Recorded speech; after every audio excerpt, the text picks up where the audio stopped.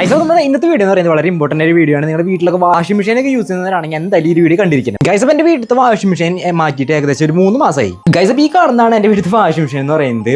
പക്ഷേ ഈ ഒരു വാഷിംഗ് മെഷീൻ എന്റെ ടബ് ക്ലീൻ ചെയ്തിട്ട് 3 മാസത്തോളമായി. സോ ഈ വാഷിംഗ് മെഷീന്റെ ടബ് ക്ലീൻ ചെയ്യാത്ത കാരണം നമ്മുടെ ഇടുന്ന തുണികൾ, നമ്മൾ കഴുകാൻ ഇടുന്ന തുണികളുടെ മേലേക്ക് അഴുക്ക് പിടിച്ചു തുടങ്ങി. അപ്പോൾ എന്റെ വീട്ടിലുള്ള വാഷിംഗ് മെഷീന്റെ ടബ് ക്ലീൻ ചെയ്യാനായിട്ട് എന്തെങ്കിലും പ്രൊഡക്റ്റ് നോക്കിയപ്പോഴാണ് ഈ ഒരു ടാബ്ലറ്റ് ഞാൻ ആമസോണിൽ കാണുന്നത്. ഗൈസ് അതാണ് പ്രൊഡക്റ്റ് വന്നിട്ടുണ്ട്. സോ ഇതാണ് നമ്മുടെ ഐറ്റംസ് അൺബോക്സ് ചെയ്യാം. ഈ വീഡിയോ ഇപ്പോൾ തന്നെ ലൈക്ക് ചെയ്തിട്ട് വാഷിംഗ് മെഷീനൊക്കെ യൂസ് ചെയ്യുന്ന കൂട്ടറില്ല അവർക്ക് ഈ വീഡിയോ അയച്ചു കൊടുത്തേക്കിട്ട്.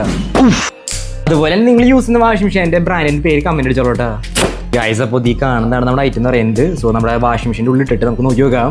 ഗൈസ് അപ്പോൾ നമ്മുടെ ഈ ഒരു ഐറ്റം തുറന്നു നോക്കി കഴിഞ്ഞാൽ ഗൈസ് ഉണ്ടാ ഇതുപോലത്തെ ടാബ്ലറ്റുകളായിട്ടാണ് നമ്മുടെ ഐറ്റം വന്നതാണ്. ഗൈസ് അപ്പോൾ ഇതാണ് നമ്മുടെ വാഷിംഗ് മെഷീൻ എന്ന് പറയുന്നത്. സോ ഈ ഒരു ഐറ്റം കണ്ട നമ്മൾ ഇത് പൊട്ടിച്ചിടാൻ പോവാണ്. സോ അതിൻ്റെ ഉള്ളിൽ അടങ്ങിയിരിക്കുന്ന അണുക്കൾ കാര്യങ്ങൾ അതേപോലെ ഡേർട്ട് കാര്യങ്ങളൊക്കെ പുറത്തേക്ക് വരും. ഗൈസ് അപ്പോൾ ഞാൻ അതിലിട്ടിട്ടുണ്ട്.